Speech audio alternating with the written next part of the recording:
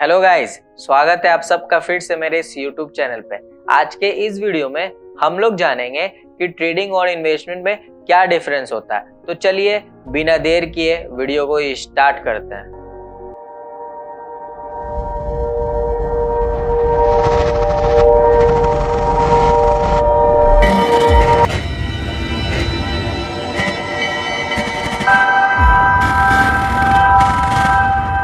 और भी आगे हम लोग ट्रेडिंग को जानते हैं। तो ट्रेडिंग के अंदर हम लोग करेंसी या ट्रेड को कम टाइम के लिए बाय करते हैं और ट्रेडिंग के अंदर हम लोग करेंसी या शेयर को उसकी प्राइस को देखकर बाय करते हैं, जैसे कि 1 minute, 1 hour, 1 day, 1 week and month तक के लिए। क्योंकि ट्रेडिंग के अंदर हमें उसके प्राइस के मूवमेंट से मतलब होता है, ना कि उसकी सारी डिटेल से। तो हम ट्रेडिंग में जैसे ही हमारा मूवमेंट में हम अपने शेयर को बाय करते हैं और वहां पर जैसे ही प्रॉफिट शो होता है तो हम उसे सेल करके प्रॉफिट अर्न करते हैं। ट्रेडिंग के अंदर पैसा भी बहुत जल्द आता है, लेकिन रिस्क भी बहुत होता है, क्योंकि हम ट्रेडिंग के अंदर कंपनी के शेयर और ट्रेड को उसके प्राइस के मोमेंटम को सिर्फ देखते हुए ही उसे बाय करते हैं और जैसे ही प्रॉफिट शो होता है हम उसे सेल कर देते हैं। क्योंकि ट्रेडिंग के अंदर आप ये भी जानते हैं, जितना ज्यादा रिस्क होगा उतना ही ज्यादा आपको प्रॉफिट भी होगा। तो ट्रेडिंग के अंदर हम लोग रिस्क और रिवॉर्ड को मेंटेन करते हुए भी आगे बढ़ते हैं। ट्रेडिंग के अंदर अगर हमें सक्सेस करना है तो हमें सबसे जो मेन टॉपिक है वो हमारा क्या है, टेक्निकल एनालिसिस। आपको टेक्निकल एनालिसिस सीखना बहुत जरूरी है। टेक्निकल एनालिसिस में क्या आता है,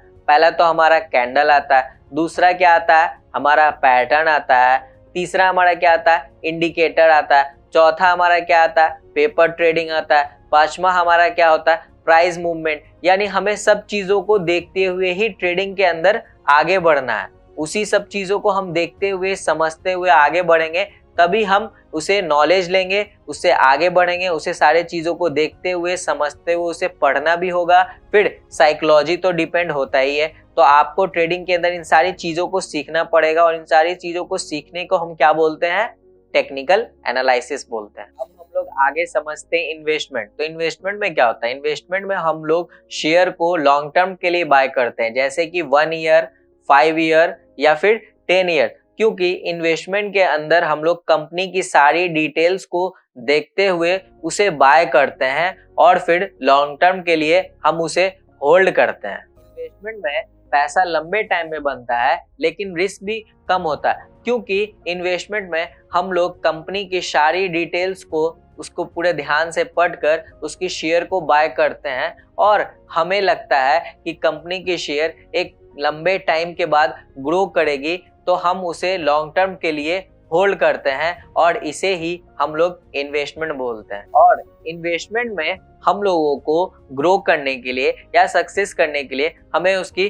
फंडामेंटल एनालिसिस को पढ़ना बहुत जरूरी है। फंडामेंटल एनालिसिस क्या होता है, हमें कंपनी की सारी डिटेल्स को पढ़ना पड़ेगा, उसके प्राइस मूवमेंट को देखना पड़ेगा, कंपनी पिछले साल उसकी पूरा पीई को देखना पड़ेगा और क्या कंपनी ने कैसे शुरुआत किया, कैसे उसकी अर्निंग कहाँ से हो रही है, उन सारी डिटेल्स को जानते हुए उसे पूरा सोच समझ कर हमें वहां पे पैसा लगाना है। और हमें ये भी देखना है कि कंपनी का आने वाला कल क्या होगा। उन सारी चीजों को देखते हुए हम उसे होल्ड करते हैं, क्योंकि इन्वेस्टमेंट में आपको जल्दी प्रॉफिट नहीं होगा। उन सारी चीजों को पहले एक लॉन्ग टर्म के लिए पैसे को होल्ड करना पड़ेगा। होल्ड करने का मतलब उसकी सारी शेयर को देखना पड़ेगा। पूरा प्राइस मूवमेंट हम जब तक नहीं देखेंगे तब तक कुछ भी नहीं होगा। तो इन्वेस्टमेंट में हमारा सबसे मेन मोटिव ये होना चाहिए कि हमें उसकी फंडामेंटल एनालिसिस को पहले ध्यान से पढ़ना चाहिए, उसके बाद ही हमें उसके शेयर को बाय करना है या फिर हमें उस कंपनी के शेयर को लेना है या फिर उस कंपनी में हमें कुछ ग्रो करना है। हम तभी करेंगे, जब तक हम फंडामेंटल एनालिसिस को नहीं पढ़ेंगे तब तक हम इन्वेस्टमेंट में आगे नहीं बढ़ सकते हैं। तो हमें फंडामेंटल एनालिसिस को जानना या पढ़ना बहुत जरूरी है। इन्वेस्टमेंट में आपका मेन मोटिव ये होना चाहिए कि पहले आप फंडामेंटल एनालिसिस को देखिए, उसके बाद ही इन्वेस्टमेंट कीजिए। हमने अभी तक जाना कि ट्रेडिंग और इन्वेस्टमेंट में क्या डिफरेंस होता है। तो आपने क्या समझा, हमने ये समझा कि ट्रेडिंग में क्या होता है, हमें शेयर को कम टाइम के लिए बाय करना होता है और इन्वेस्टमेंट लॉन्ग टर्म के लिए होता है। लेकिन आप ये भी समझिए, सबसे पहला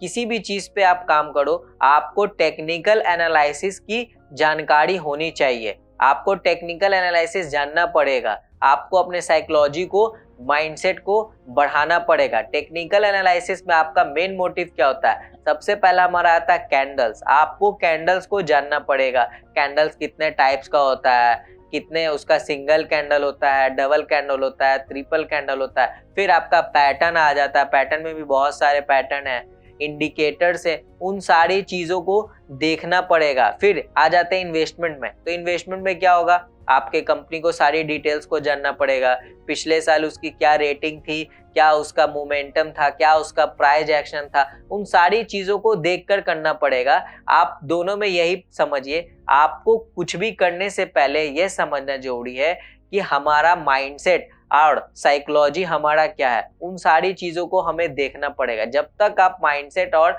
साइकोलॉजी नहीं लगाइएगा, जब तक आप सक्सेस नहीं कीजिएगा। हमें सबसे पहले आगे बढ़ने के लिए अपने माइंडसेट को लगाना पड़ेगा। आप कोई भी काम करो, जब तक आपका माइंडसेट नहीं क्लियर होगा, जब तक कुछ नहीं होगा। और साइकोलॉजी तो है ही, आपको मैंने पहले भी बताया, ट्रेडिंग के अंदर या इन्वेस्टमेंट के अंदर आपको साइकोलॉजी सबसे मेन फैक्टर है, वो हमें ध्यान से रखना ही रखना है। और जब तक वो नहीं होगा, जब तक हम लोग सक्सेस नहीं करेंगे। तो आप सबसे पहले यह समझिए कि हमें साइकोलॉजी भी करना होगा, हमारे अपने माइंडसेट को बदलना भी पड़ेगा।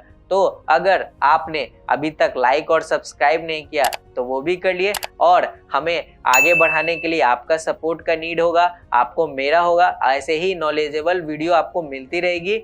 आप हमें सपोर्ट करते रहिए, हम भी आगे बढ़ेंगे, आप भी आगे बढ़ेंगे। Thank you.